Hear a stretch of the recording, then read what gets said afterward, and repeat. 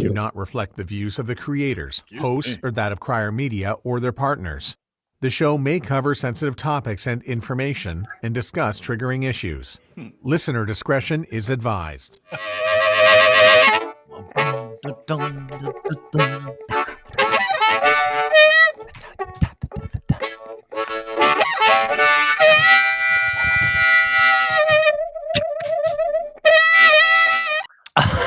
You do it one more time. Hi, everybody. Welcome to the program. My name is Dean. I regret that we have to actually do that. Why? I think it's funny. Well, I think it's funny too. Don't get me wrong, because it's a statement about the world of content entertainment.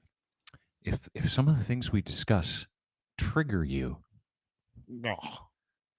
that's where we're at. I love it.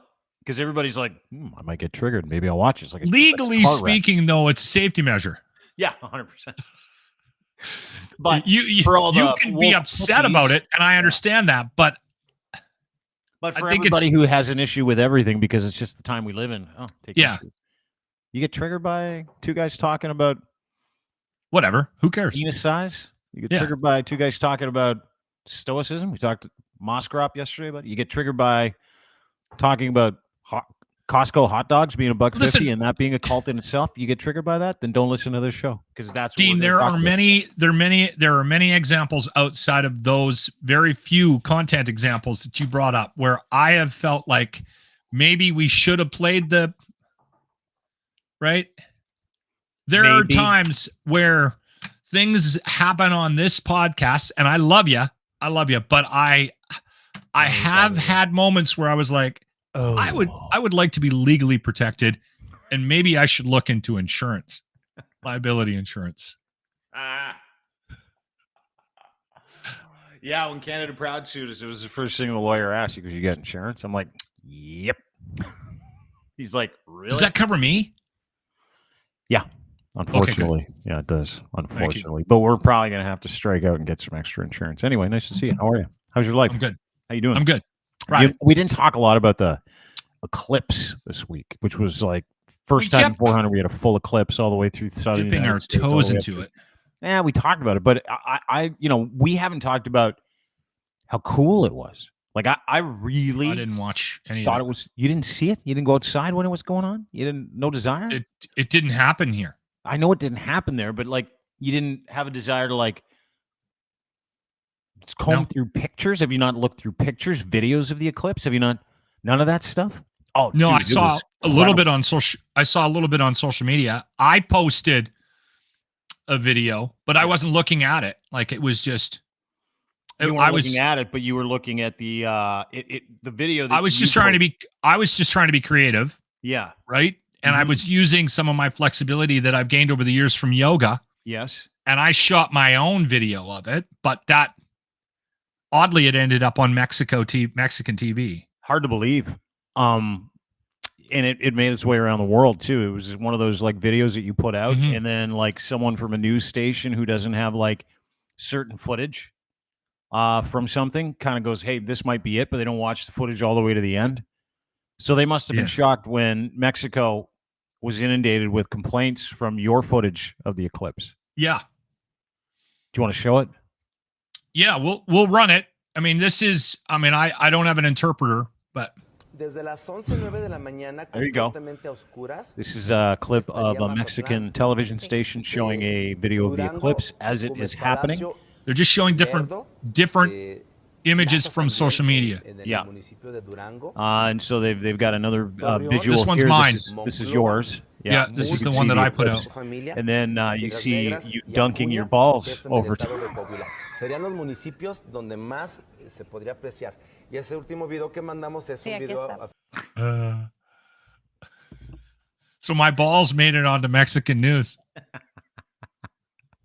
Or as they call them there, cojones.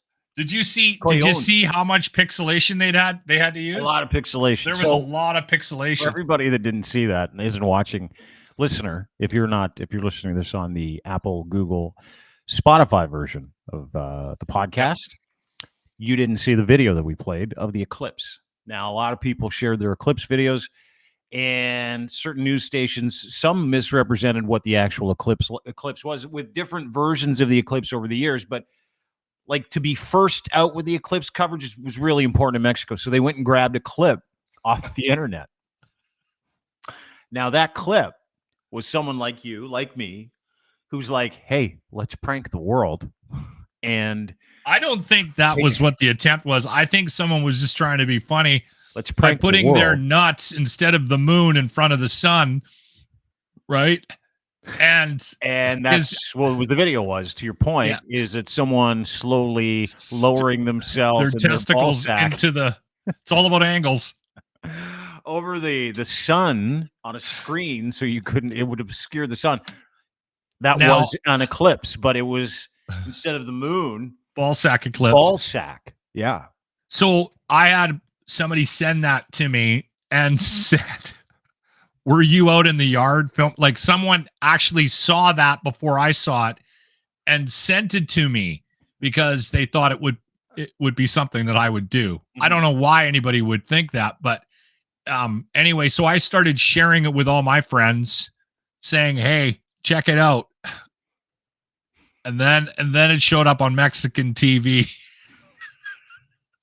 as an example of some of the footage that people were taking of the eclipse when it happened the other day. Awesome. You got to love the world we live in. Yeah, and it's funny because only in Mexico. It was this incredible event, right? Like, it was this unbelievable. I went and watched it. I was out front of my house and I walked outside and it was downtown Toronto. And downtown Toronto is a pretty big place. And the eclipse kind of went right over Toronto, Southern Ontario. It was really fucking cool. I had a buddy of mine, Hank, went out to Sherbrooke, Quebec, went there, flew there just for the eclipse. And the video is incredible. It's posted on my Twitter feed at It's Dean Blundell. But a friend of mine went down to Austin. Yeah. Apparently that was a really good spot. And they got married. Oh, did they? Planned their wedding around the eclipse. Well, there are a lot of people that say the eclipse has like superpowers. They call that the blood moon. Remember that? Everybody's like, the most powerful time of the year is when there's a blood moon. This blood moon only happens one every 400 years. And so, to astrologers, it was a big deal. Like, there were conspiracy theorists. We'll get to some of them in just a minute. Astronomers were talking about how this is like. You believe any of that? I don't know, dude. I don't believe that the stars are going to dictate how my day is going to go, like Aquarius, Libra, astrology, that kind of shit. I don't believe in any of that. I mean, it's pretty fucking weird that, on a day like that here, how eerie it was, how quiet it was in Toronto. Yeah. Like, in your downtown Toronto, 3:00 in the afternoon, I see it start to get dark. I look south and it is pitch black at 3:00 in the afternoon. North of me on Dovercourt, north of me was like super bright. And if you go and look at the video that I posted online, it is wild because your body and your mind and your brain, you're used to going, 3:00 in the afternoon, it's light, but it got dark super fast. Like, those big storms that roll over Alberta, that turn the sky green and black. I love those. Times that by 10, it was pitch black. Yeah. And on top of being pitch black, it was overcast. Like, you couldn't actually see the eclipse from where I was because it was cloudy and it was raining, right? But it was like you could hear a pin drop in the city of Toronto. Toronto's one of the biggest cities in the world, one of the busiest cities in the world. It's a mega city. Everybody stopped. And I was driving just before the eclipse, and you could see people like lined up at the side of the roads, lined up outside of work. Everybody's got the glasses on. It was overcast. You couldn't see shit. Made me laugh my ass off. But the darkness and the serenity, and I don't know what that means in terms of astrology because I haven't looked into it. It was the weirdest experience, top 5 weird experience I've had in my life. Just actually being in the area where the total eclipse was. So for me, I'm not one of those guys that sits down and reads this stuff or studies it. There's a lot of astrology in the yoga world. Like there's a science, there's a wing of it, an arm of yoga where you can study the astrology. And the thing that's eerie for me is I've seen the odd thing. Yeah. And it's bizarre when you start to actually look at what's happening in the world, not just personally, but in the world. And the implications from the people that study this. Like, okay, we're going to be in the time of Saturn, and that means this, and then the pandemic hits. Yeah. Right. Like we're in the time of retrograde, and this is a time of change. And Venus is going into Uranus, and you get a heads up, look out, because that Dean, means all the Dean, white Dean, people Dean, in the world are going to get scabs on their face. We're on the same page. Gotcha. Where I find it strange, like I've said this out loud. If you go on a date, like let's say you meet a nice young lady online, and you head to the bar to have a couple of drinks. Okay. Yeah. And within a couple of minutes, she starts talking about her moods and how they're connected to her chakras. The moon and I would suggest you get back in your Toyota and go home. Peace out. Yeah. Get out of there as quickly as you possibly can. Now, 100%. Listen, if you're into it and that offends you, I apologize from the deepest portions of my heart. Why? But I just think you can spend too much time looking into it. Now, here's what I will say. I have also had people in my life that are into this that have, and it's not my wife, people in my life that have decided that this is a thing. Yeah. And they will go out of their way to share things with you about maybe numerology, maybe your birth date. And whenever which crystal works best for your genitals, to wave over your genitals, that kind of stuff. I grew up with hippies. Yeah, so I've seen this kind of stuff before in my life. And I will say this. I've been shocked at how much somebody can say about me and who I am and the type of person that I am based on when I was born and what my sign might be and my connection to the next sign. Like that stuff does kind of freak me out a little bit because quite often it's very bang on. Have you seen anything like that? Has anybody ever? Yeah, I don't look into it though. Like it's like revisionist history, you know, where someone's like, "Hey, you know, the Simpsons predicted this." Like, what are we gonna fucking call Matt Groening a futurist, right? Like, well, actually, that's actually kind of crazy how much he's predicted. Yeah, but he some of those Trump things becoming president. I know, but that's because he knows America. He knew at some point America would go, "Hey, you guys are going to go fucking insane. You're going to vote some con man." But there's a lot of people in the United States of America for him to predict that. Pit country. Yeah, I know there are a lot of people in the United States, but the guy ran for president every year since he was like 32, and he finally broke through one year because he had all kinds of help from Russian oligarchs, and the entire country of America was like, fuck politics. They were like, fuck politics before we were fuck politics. And then they put Trump in and they're like, holy shit, that guy is psycho. Right? And so I don't know, like the stars, God, everybody had a piece of the eclipse is my point. Like, yeah. And some of the shit that came out of it, like Marjorie Taylor Greene, that psycho, a Republican congresswoman who said on Twitter she's crazy that the earthquake combined with the eclipse were strong signs that God was telling Earth to repent.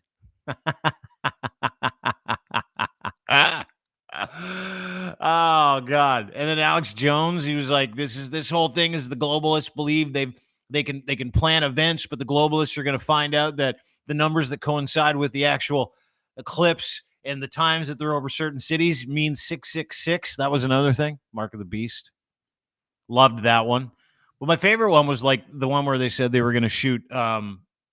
This made me laugh. They were going to shoot like magic pedophile rockets at the sun and like with pedophiles in them to make a sacrifice. What? Make a sacrifice, and they're sacrificing pedophiles on a rocket they shot into the sun yesterday. I didn't realize. And then there was another pedophile rocket that went to the moon. Oh yeah, dude. There was all kinds of shit. Everybody was all over it. Everybody was like, "This is what it means." And you get enough people out there that are like, "I don't know when it is up." They'll latch on to anything. So a lot of people believe that stuff. I thought it was really funny.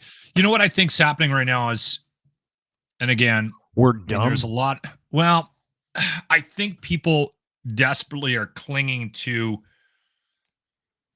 try to explain stuff. Right? The world is crazy, and there's events and there's stuff out there that's driving us nuts. Mm-hmm. Right? Like even Moskroff yesterday when we had him on, I mean, he hinted at the idea that sometimes, and this is a guy that has a doctorate, like he spent half his life studying and is a wildly intelligent human being. And even he runs into things occasionally where he can't explain it and desperately is looking for something to explain, right? And then sometimes just has to go on Twitter and talk about his favorite chocolate bar, just unplug. Right? That's all of us. Yeah. I mean, that's the thing. There's like unfair things we don't understand, things we don't know. Like yesterday, People we're in are the middle searching. of the podcast, and O.J. Simpson dies. OJ, remember OJ? Yeah, I'm gonna miss him on Simpson. Twitter. Yeah, me too. He was great. I always loved it when he'd open up Hey, his Twitter videos where world. he's like, "Hello, Twitter world. It's your good buddy O.J. Simpson." Are we allowed to make fun of this? I mean, he dead? died. I know 100%. he's a Can you make fun of a dead guy who killed 2 people, got away with murder, I think we can, right? and then laughed in the face of the law from Vegas? Well, he ran around sowing wild oats, golfing after almost decapitating his wife and a waiter. Yeah, I think you could probably joke around a lot about the fact that O.J. Simpson died of cancer and no one gives a shit. I don't care. Like that's another part of this conversation. You know, I tweeted yesterday. I'm like, whatever. He's gone. Moskroff tweets that he doesn't think cancer should be allowed to not be convicted. They should let it go. Got to quit cancer. And watched other people kind of dunk on this guy who died of cancer. He had cancer for several months. He died surrounded by his grandchildren, I guess. But he's like the most fucking hated person in the history of fucking celebrities in North America for what he did back in the 90s, where he fucking murdered his wife and a waiter that she was banging.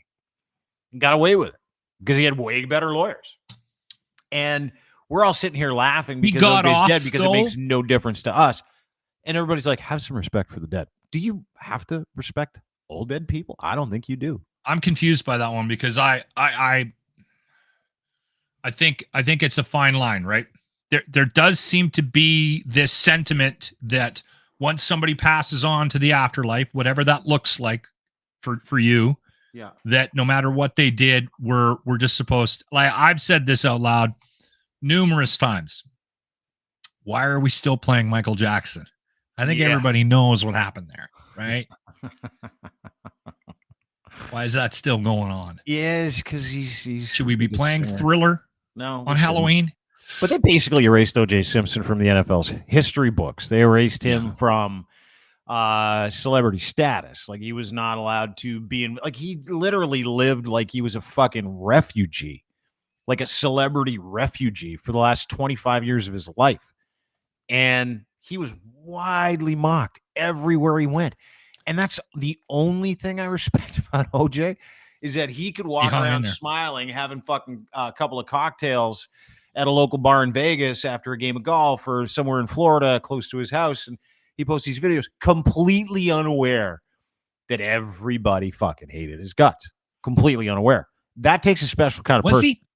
Yeah, you know what, though? I think we've talked about this. And again, not that we need to go down this road, but again, if you have never met a narcissist, if you've never, I have one in my family. And so I knew about narcissism from a very young age. I remember we had conversations about this individual, my mom and I was a teenager, and she was trying to explain to me what the wiring. And it hit, when it hit home for me, when I got into radio and I worked with a true narcissist, and apparently OJ was. There is people that drop on us that are in our lives. They're walking around. They don't care about anybody but themselves. Mm-hmm. And I don't think it's a disease. I'm not sure if we can go down that path. I don't think there's a pill to fix this. There are people, and you might know them. And I'm not talking about selfish people. I'm not talking about people with an ego. I'm talking about this person does not care about anybody but himself. Mhm. Trump's one. My uncle is one. Like, they do not, they will do whatever they can to get whatever they want. And again, you'll know it when you meet one. I have one in the family. I worked with one. And when you're surrounded by them, here we are. We're doing it. Well, we're doing it. I didn't want to go down this path. When you're surrounded by somebody who is a true narcissist, Yeah. who has no sense of empathy, who doesn't care what you think, they have different goals. Some of them are sexual, some of them are money related, some of them are career related. When you meet one, there's so much confusion in the circles that they travel because people are trying to understand them, right? They're like, why would he do? I don't understand why he would do that. And I remember when I worked with this one individual, and I was aware of what narcissism was, and I knew that he was a severe narcissist. I would be involved because I was sort of on a managerial role. There would be like, I don't get it. And I just kept saying out loud, he doesn't care what the consequences are. He's going to say whatever he thinks he needs to say to make you feel better about whatever the situation is. He's going to do it again. No. That can't be possible. And they continue to get away with it because the people in their lives who almost become codependent, even if you're not even codependent, you become codependent because you're so confused by their actions and so confused by what they're doing. Yeah, you want to figure it out. You're trying to figure it out. You're trying to give them in your own mind, you're going, why would he? I don't understand that. And we're dealing with that right now on sort of a national, global front with Trump. Everyone's like, I don't understand why. It doesn't make any sense. He is a complete and total narcissist. He doesn't care what anybody thinks about him. His number one goal is to just make money, and it's just all about him. And all his relationships fall apart, right? Well, they're not the relationships to a narcissist. OJ was a narcissist, and apparently was a unbelievable narcissist. And there was talk about it for years. Yeah. People said it. Yeah, narcissist. The Kardashian family said it. Yep, everybody did. And to that point, that's why he did what he did, and that's why he was always smiling. But narcissists like that, like really rich, famous narcissists, they've been rewarded for it over time, so they feel like they can do no wrong. Like Elon Musk. Okay, I'm not going to talk about Elon. I'm not going to go through whether he's successful or not. Definitely a narcissist. Absolutely a narcissist, because the only thing he cares about is being at the top of the news cycle, right? As long as people are talking about me, as long as I'm the guy, as long as people look at me like I'm the guy. And those are the people I think are the most interesting in the world, are those people that can create this alternative reality about what they are. Yeah. Right? Where it's like, no, I just want people to think that, because those people are made out of different stuff. That's why so many of them are incredibly successful, right? Yeah. They don't care who they fuck. They don't care how they get fucked. They don't care about paying anybody back. They don't care about doing the right thing. They never care about the truth, because none of those things matter when their needs are the most important needs in their universe. Like, nothing else matters, to the point where you can justify literally doing anything to anybody, right? But what also ends up happening, O.J. Simpson in a fit of rage killing his wife and a boyfriend. Things didn't go his way, and so he's like, "Come, you got to kill you now." And it was totally acceptable in his mind to do that. Like, it's totally acceptable for Donald Trump to do and say the things he's doing. Totally acceptable for people who don't give a fuck about your safety or my safety or our mental or emotional well-being to do and say the things that they do. By and large, politics has become an industry of narcissism in that capacity. But Dean, not only that, most companies employ them.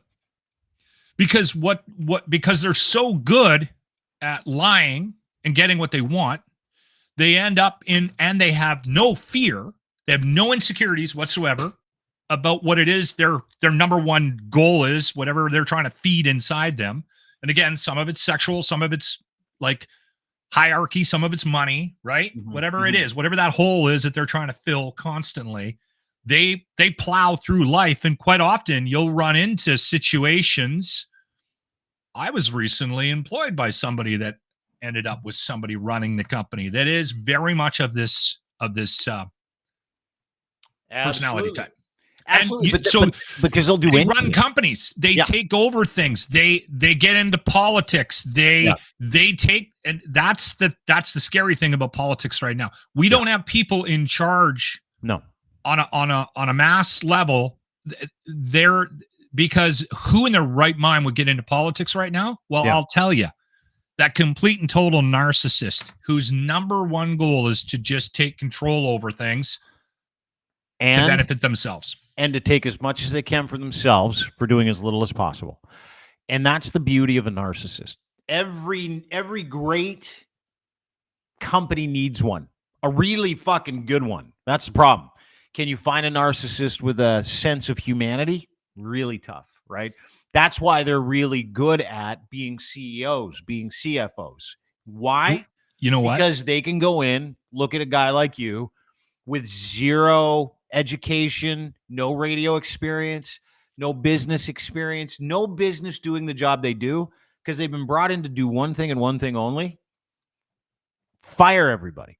Yep. Treat people like shit. And it takes if you have never fired somebody, and I've fired people, if you've never fired somebody and you don't know what that feels like, it's the worst. You're changing someone's entire life. You're not giving them bad news. You're giving their family bad news. You're giving their friends bad news. You're destroying their psyche. You're destroying their emotions. You're really hurting them in the moment. Sometimes you set that person free. Sometimes you don't. But it takes a very special person to put 4,800 people out of work in one day. It takes a very special person. And what is that person? What do all those people have in common? People that can do that with a smile on their face because they know they're going to get a big fat head count check as a bonus for being a dickhead, is they enjoy it. They enjoy the power that it comes with. You might actually see some enjoyment on their face. Here's another thing that they'll do, because a lot of times what ends up happening is the narcissist will quite often be fairly intelligent, and because they are hyper focused on that one thing, so they learn a lot about how to manipulate situations. So quite often you'll see somebody that is a narcissist, and it's obvious. You know, once you meet one or meet a couple or have one in the family, it's easy to sort of pick out the traits, right? But they're very good at finding people that they can take advantage of. And a lot of times what will end up happening is the really good narcissists will find people to tag along with them that represent that empathy, that represent that better side of humanity. So it makes it even more difficult to pinpoint why things are happening the way they're happening in a company, in politics, in a family, because they have convinced a handful of people that have these good attributes, which they need to come along with them. And they've talked those people into their strategy. So the same guy, like when you're hammered and you shouldn't be hammered. It's like at 2:00 on a Tuesday, and you're with people who aren't hammered. They've had a drink and you've had 6 or 4, 5. If you're me, 8. And you're like, you got to stay. You got to stay and be drunk with me. You got to stay. This is a good time. Have a drink. Just stay. Stay with me. You know why they do that? That's a narcissist. It's an alcoholic narcissist, but it's narcissist. You know why they do that? It's because it's like they want to know they're corrupting other people, and other people are just as fucked as they are. They need company. Yeah. 100%. It's like, I'm so lonely over here because I'm mentally deficient. So you got to come and hang out with me. It's the same thing. But yeah, we're surrounded by it. No, Jay was one. Maybe one of the great... A lot of people in sports that are able to hyper focus on one thing are very narcissistic in nature. They have that one goal. That's it. Yeah. That's there, and they can just concentrate on it. And they can start at the age of, and it shows up really early. Oh yeah. You know, like, it's that was it a surprise to anybody that Tiger turned out to be a narcissist? Was it a surprise to anybody? No. He was hitting 1,000 golf balls a day by the time he was 5, right? This is the only purpose, is for you to be successful. So he's like, I guess I am. Speaking of which, the Masters this weekend, you gonna watch any of it? Tiger says I have it on. Body hurt. 48 years old. He's a super long shot, even though he's qualified. He's gonna be partaking in the Masters. worth it. Like, I mean, I'm gonna watch it this weekend. I haven't watched golf since Tiger was a stud, but I love the Masters. I do too, because it's like that weekend. Most vasectomies in the world happen on Masters weekend because guys like to sit up on the couch with a bag of peas on their nuts. I did yeah, that. So Did you get 100% had a vasectomy in April like 10 years ago? I was like, I'll take one of those, please. This weekend.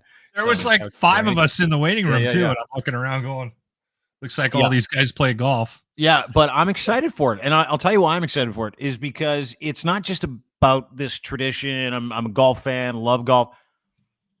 But the Masters is like, it basically says spring and summer are here to me. Yeah. Because that's how I grew up. I'm like, the magnolias and Magnolia Lane, the azaleas, and but what it is it's a fucking awesome weekend to wake up, fall asleep, wake up, fall asleep, wake up, fall asleep on the couch for 2 fucking solid days. And it starts on Friday afternoon. I was going to put the game, our Masters on behind the TV behind me, but I was like, Dean will be upset if I'm like.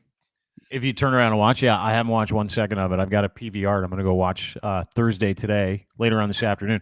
But dude, that is my weekend, Masters weekend. It is a tradition. You want to hear what I do? Yeah. I get a big charcuterie board for the entire weekend. There you go. Cheese, eggplant. A lot of people don't like the eggplant. I don't like the eggplant. Crackers. It makes me gassy. Pickled antipasto stuffs. And I eat it through the course of the entire weekend. And I usually get a charcuterie board, like a $300 charcuterie board. Really? I've never done that. Well, it's got to last Friday. It's got to last Saturday. It's got to last Sunday, right? So that's what I do. And then I'll eat until I fall asleep. And then I'll fall asleep to Jim Nantz going, and a tradition like no other.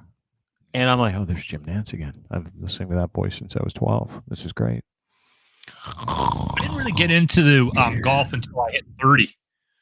I never played golf until I was in my early 30s. It is It is the perfect sleep sport to watch. I don't watch a lot of. I watch. What's the one where they all go crazy? The tournament. The golf tournament. Oh, Waste Management Open. In Waste Phoenix. Management. Yeah. I watch that because it's just a gong show. Mm-hmm. Apparently, they're going to try to put their thumb on it because you got 2 out of hand this year, which is sad. Too much of a party. I like watching that one because you can tell that the golfers are kind of into it as well. Yeah. I watch the Masters and I watch the Ryder Cup. I really like the Ryder Cup. Yeah. Have you watched Full Swing? Yeah, on Netflix. It's amazing. It takes you behind it. It's like that Netflix series that they did. They did it with quarterbacks. They do it where they take you behind the scenes of like a professional tour.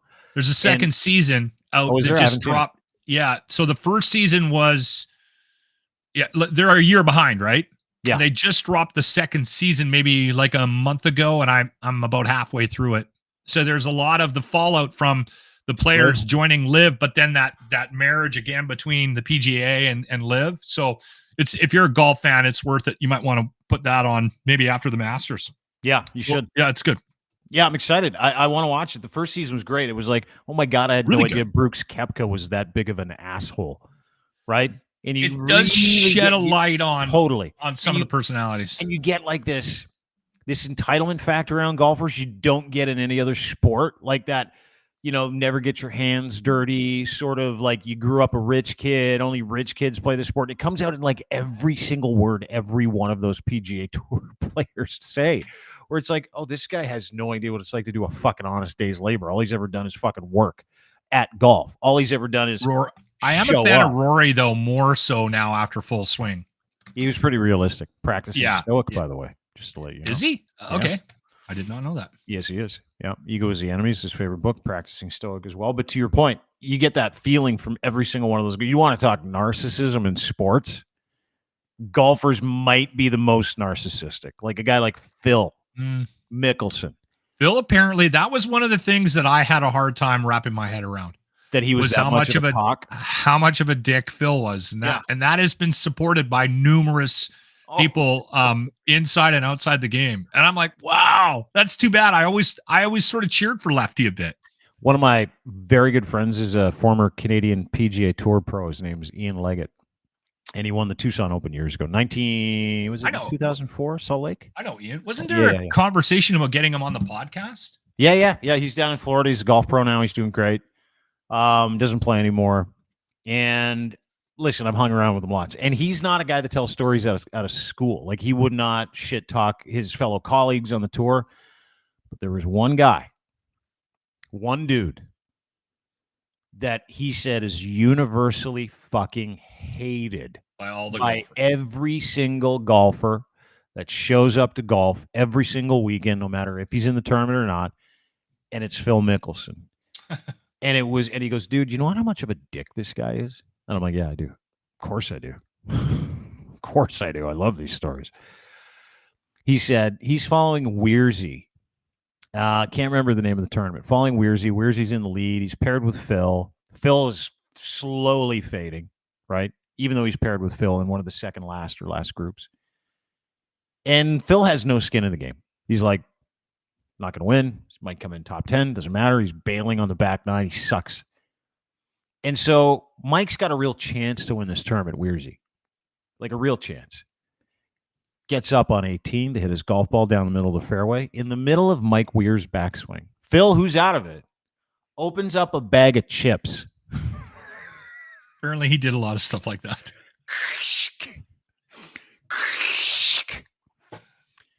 And Mike flails his drive into the woods. Can't even look at him. Lego's like 10 feet behind him on the tee box. And he looks at Phil and he goes, what the fuck are you doing? And Phil just gave him the finger and started walking down the fairway. I love stories like He's that. like, go fuck yourself. Conversely, the person everybody wants to hate, Tiger Woods.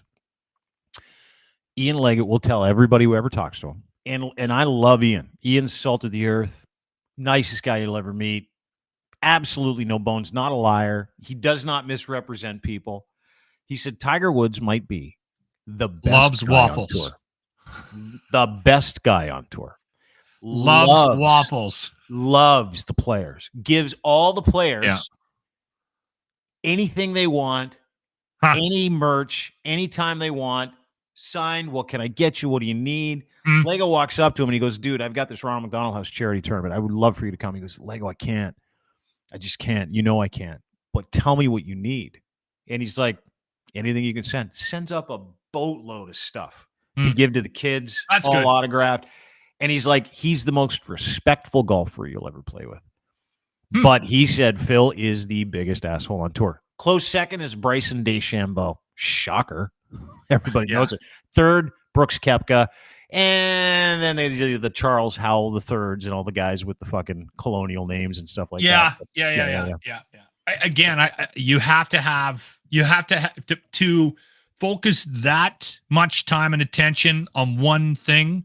You have to be a little bit crazy. I remember when my daughter got into dance, like we did what we did, what everybody does, parents, right? You throw your kid into the Girl Guides or Brownies or whatever, and then you get them to skate and soccer and right, and then we put them in dance classes. She became obsessed with it, and that's all she wanted to do. Ended up at 11 years of age, the Royal Winnipeg Ballet was doing an audition, and her ballet teacher approached us in this class. And at this time, my daughter was dancing with kids that were 2 or 3 years older than her. And the ballet teacher pulled us aside at the Danceco dance studio here in St. Albert, Alberta. And she said, you know, your daughter's really good at dance, eh? And we're like, yeah, she's great, isn't she? And she was like, no. Your daughter is exceptional. And so I want her to try out for the Royal Winnipeg Ballet. They're in town this weekend. So we said, okay, no problem. They accepted her right away. Not only that, they gave her this Alberta scholarship. So out of all the kids they saw, they gave her the top prize, kind of like the platinum ticket. Did she turn into a narcissist douchebag like Phil Mickelson? Is that where you're going with this? I'm getting there. Okay. So anyway, we didn't send her that year. It's a long story. We sent her the next year. She was 13 years of age, spent 9 years at the Royal Winnipeg Ballet. And it is a very difficult sport. It eats its young. There was literally 100 girls that went through that program that did not continue on with it. My daughter went on to dance in Europe for a couple of years. Her knee, too much pain, came back to Canada. She's now teaching at a very nice school in Vancouver. Anyway, the point of it is we talk to so many parents about, your kids' wirings, and a lot of kids didn't make it. They didn't get through the stress and the mental anguish of ballet. My daughter coasted through that. So she got 2 gifts, one from my wife, which is her side of the family, unbelievable athletes, dad, brother, the whole family, amazing athletes. My wife has a perfect golf swing. I look like I got a head injury when I do any sport. I'm insane. She got that gene from me, and we gave her the gift of ballet. Yeah. She got crazy from dad and was able to focus and go through, no problems, when all the other girls are eating disorders. Riley was just just no problem, got through it. And she had athletic ability. You have to be nuts to do a lot of these sports. You have to be crazy. Yeah, but you got to be focused. And a lot of those people that put their listen, ballet is not a hockey's cheap no thing different. To put your kids in. Hockey's not a cheap. It was thing $25,000 a year. Yeah, golf what it costs. Not a cheap thing to put your kids in. Soccer, totally cheap to put your kids in. Doesn't cost a dime. So you look at soccer players, by and large, right? Specifically soccer players. The least most entitled, the least amount of stress you see around any sport, got to be soccer players, right? They are. I mean, sure, baseball, and stuff like that's that. another one. Baseball, full that's entitlement, a tough sport. Same thing. But you see guys that are able to play with a stick and a ball into the Dominican and Cuba, and they come up and they're most of them are really grateful, right? They've had to work hard at it. It required something. It didn't require money to get that kid to be outstanding at it. Right? Yeah. So a lot of rich parents, they will put and do you see it in hockey all the time, specifically with Canada hockey, that to play AAA hockey in this country, let's just go through it. My son played AAA hockey for a couple of years. He's now 24, hasn't played since he was 13, 14. 25, 30 grand a year for AAA hockey for one player, right? And then you've got skates on top of that, like going to skates that you have to pay for. And then you got dry land training, and then you've got goalie training, and then you've got strength training, and then you've got power skating. And there are some parents that are so wealthy that only want this thing for their kid. They put their kid in this thing, and very few of those kids actually want to do that thing, right? Very few. And some that want to do that thing that come from backgrounds where they don't have money know how important it is to do that thing, and they'll be able to soldier through it, right? Or you come from good parents like you'll be able to soldier through it. You guys didn't have to really pay for that, right? Because she was very gifted at it. She could do it. But there are a lot of parents out there that have all kinds of money to be able to force their children into these things. And these kids grow up with this idea what, of course I can just go to of course I'm going to get all that equipment. Of course that I'm really good at this. They don't know anything else. And so anytime they fail, right? Anytime something bad happens to that kid, who indelibly probably becomes a narcissist at some point because their parents said it was all about them, so they thought it was all about them, and they grew up thinking it was all about them. They have no way of dealing with failure. There's a downside to this, too. People that don't go through a program like that is because they failed once or twice, and it was way too hard. It was so unfamiliar because they were told, like Phil, like every other rich kid, that they were special. They could do no wrong. It's the worst thing you could tell a kid. You're special. No, you're not. You're not exempt from the business of life, dude. Failure's a great teacher. Go and do it. Failure and the unwillingness to learn from it because your family's super rich and they don't like consequences either, that creates narcissists big time. The sad thing about this is we were lucky with Riley, my bluebird, the dancer, because we never forced her to do it. She took us on this path because she was so hyper-focused on it. It was all she wanted to do. For her, I think her 8th or 9th birthday, she wanted a ballet bar in her bedroom. So we literally reorganized her child bedroom to put a mirror up and a ballet bar so that she could practice at home. That's what she wanted for her birthday. But the sad thing about this is you mentioned it.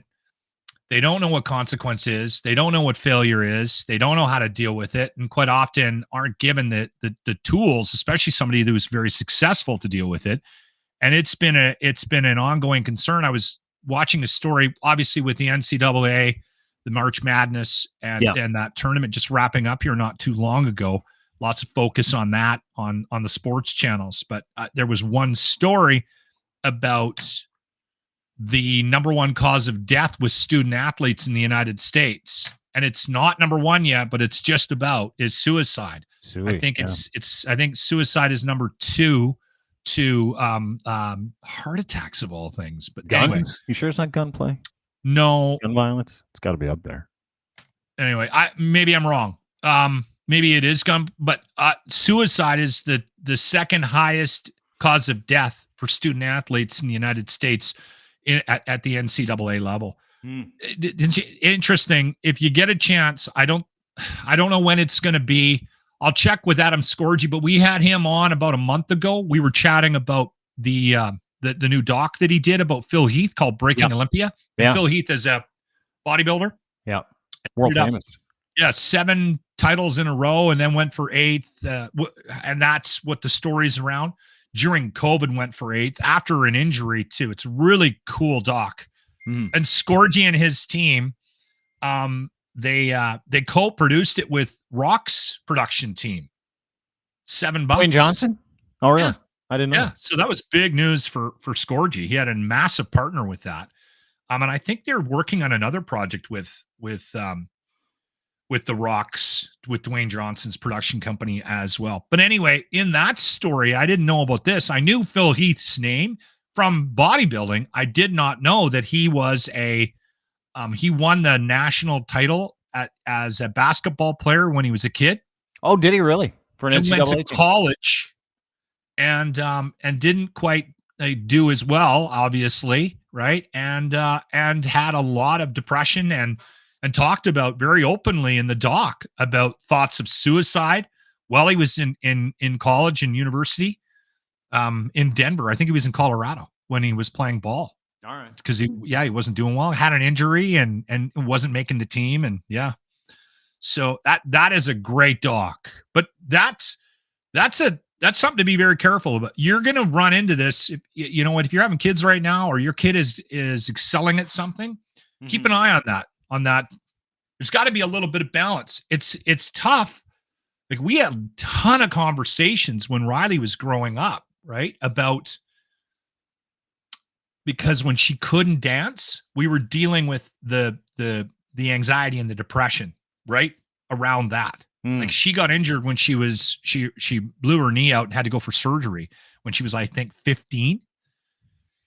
And man, she crashed on us, right? And then we were really worried. So as parents, there's a fine line between that support and then also keeping an eye on, you want them to be normal, right? One of the things great advice that I got years ago, and it's because my oldest guy struggled, and it was, save everybody the details, but it's a parent has to decide if they want to prevent their children from failure or encourage it. Yeah. That's what you have to do as a parent. You want to prevent your kids from failure, ever seeing it, ever learning how to deal with it, ever learning how to get over a hard thing, learning how to tell the truth, learning how to say, I'm sorry, learning how to stand up and be accountable for mistakes you make, learning how to not make mistakes in certain areas or not repeat the bad ones. And as parents, you know what we've done for a long time? And this is the biggest problem that we have today with parents. As the parents are so concerned with themselves, they're not interested in teaching their kids to embrace failure. As a teacher, they're teaching their kids to avoid it, stay away from it. So in everybody's life, you're going to have, and then, man, this is the problem that I see, and we're going there. I'm going to go there. This is the problem that I see with people that go to protests every weekend. It's a problem that I see with people who tweet about how miserable they are and how what's going to happen in everybody else's life if this happens, and if that guy does this, and if this guy gets in, and if you vote for that. And we see it all day long. These are people who are afraid because they've never had to deal with anything like this before. So they don't have any perspective as to, oh, this is just something that happens in life. Sometimes things go well, sometimes you don't. Sometimes your guy wins the election, sometimes he doesn't. Sometimes you get fired, sometimes you get hired. Sometimes you do well, sometimes you don't do well. Sometimes you have a great day, sometimes you have a bad day. But it is amazing watching how many parents that I talk to on a daily basis who kids still struggle, and those kids struggle the most. Parents who prevented their children from falling down the stairs. Parents who prevented their children from failing an exam because that just can't happen to your child. So you go in and you're like, I'm going to stand up for my kid, even if that kid did something wrong or they didn't do their job. It's the worst thing you could do for your child. And we are fucking literally eating those results right now as a society. You know, the people that show up to any protest, right?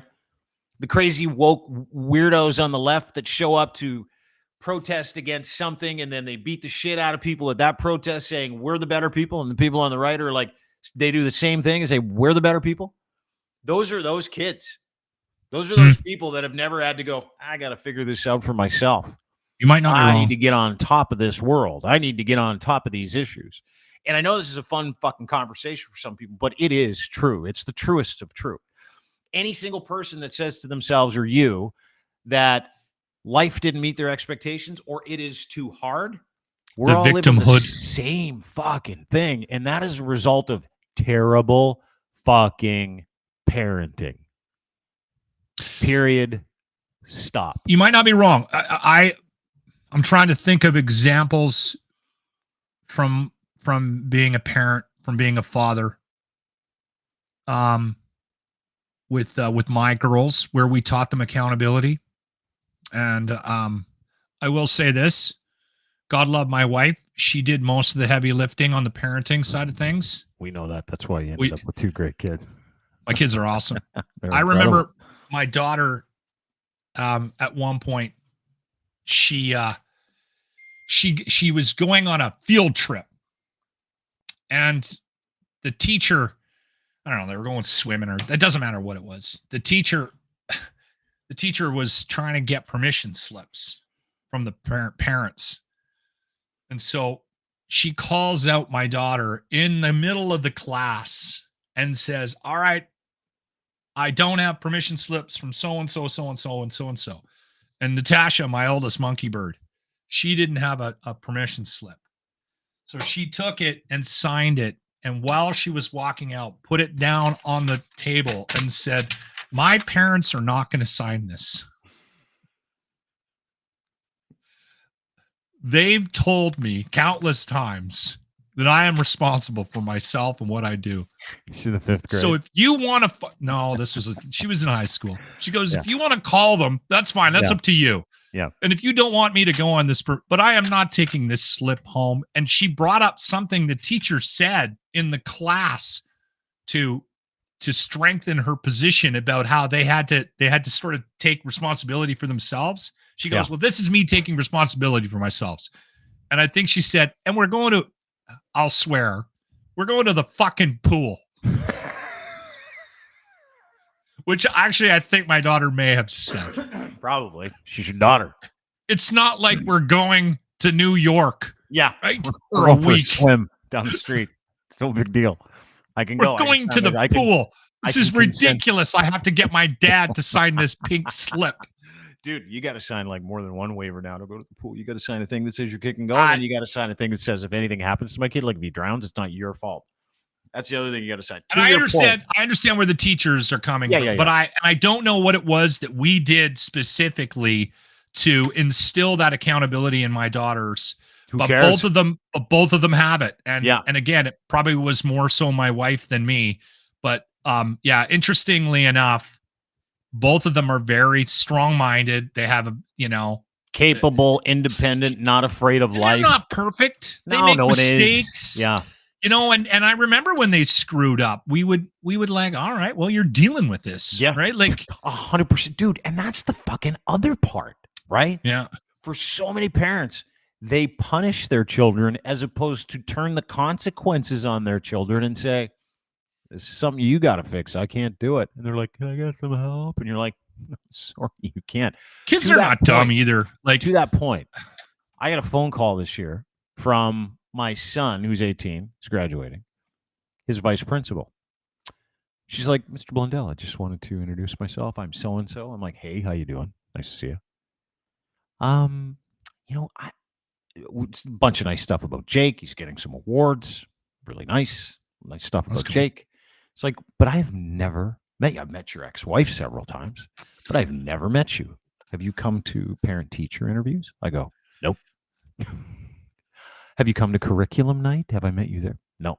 I said, I got to be honest with you. And keep in mind, my son's gone to the same high school for the last 4 years. I said, I've never set foot in your school.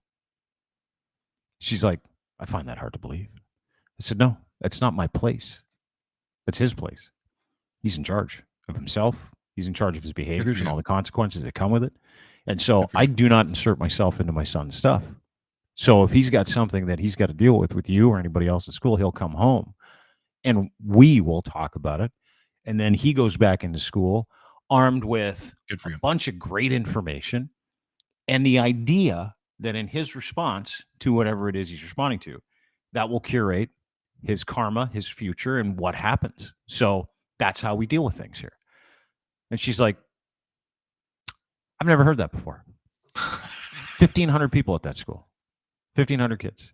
She goes, I've never heard a parent talk like that. I go, how long have you been a teacher? She's like, 30 years. I go, really?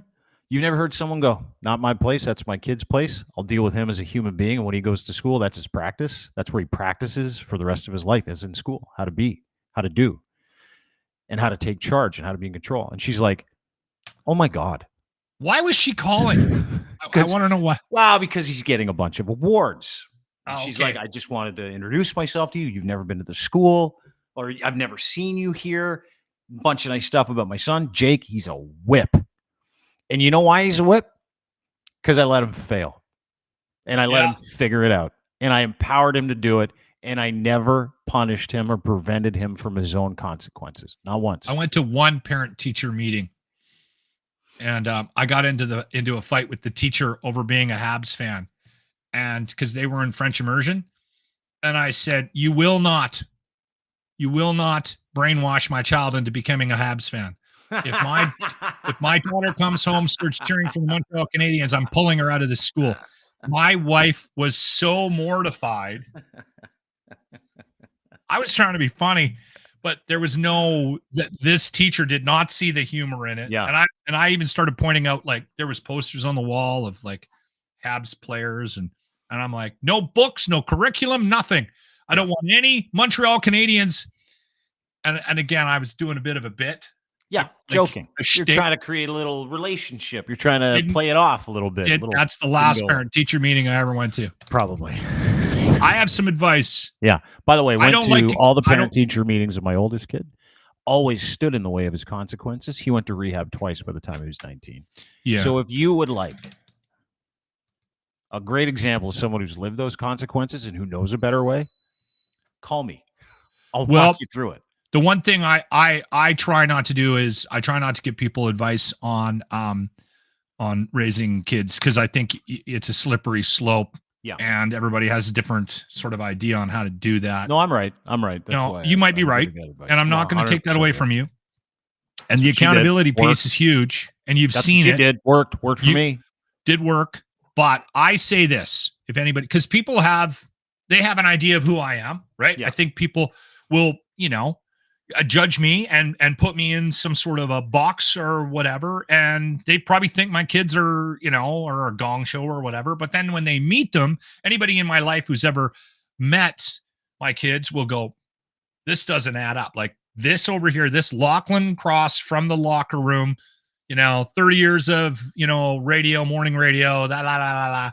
And then these kids, these well-balanced, sort of polite, confident young ladies, that doesn't make any sense, especially if they don't meet my wife, which she sort of brings things together. But I've always said, if anybody is curious for advice from me about parenting, I've said this: your kids have to know that you love them. That's the only rule, because you're gonna make mistakes. You're gonna fuck up. You're gonna do things you shouldn't have done. That's the only rule, I think. It's the only parenting rule I would ever give anybody. Just make sure they know that you love them. That's it. Always wear a condom. That's not a bad idea. Yeah. The other actually, that's wrong. I've given this advice too. If you've got daughters, keep them busy. It keeps penises out of them. Kids that are running around the neighborhood, at like 2:00 in the morning, keeps penises out of them. Keep them busy. Like we had our kids doing something 6-7 days a week. All right. Yeah. Thank you for that. Arden Roof System bringing you the Locker Room Retro replay of the day. This is a quick one. And again, this one speaks for itself. The Lock Retro replay. You know what? I love a little R&B. You know what I mean? Me too. Yeah. Did you ever hear the story about how Stevie Wonder met his wife? No. It was a blind date.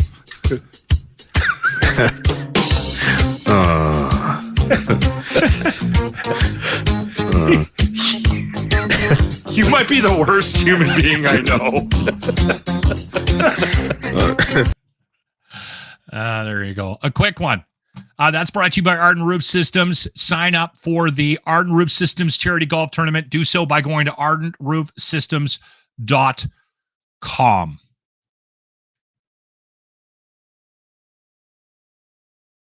Dean, we're losing you again. I think your computer's dying. Anyway, this happened to us yesterday too, or the other day. I can't hear you. I'm gonna pull you out and come back in. Honest, maybe it's me. Anyway, while he's doing that, I'll find a way to sign off here. Okay. Dean, are you there? Nope. All right. One more quick note about the Arden Roof Systems Golf Tournament. If you go to ardenroofsystems.com, there's a sign up, and I want to make sure that everybody knows that the early bird wraps up at the end of April. So you can get yourself and a team in before the end of April with the early bird pricing. Okay. And again, ardenroofsystems.com. We're also brought to you by Fact Check and Muse. Okay. There you go. I'm going to sign off. Have yourself a good day, everybody.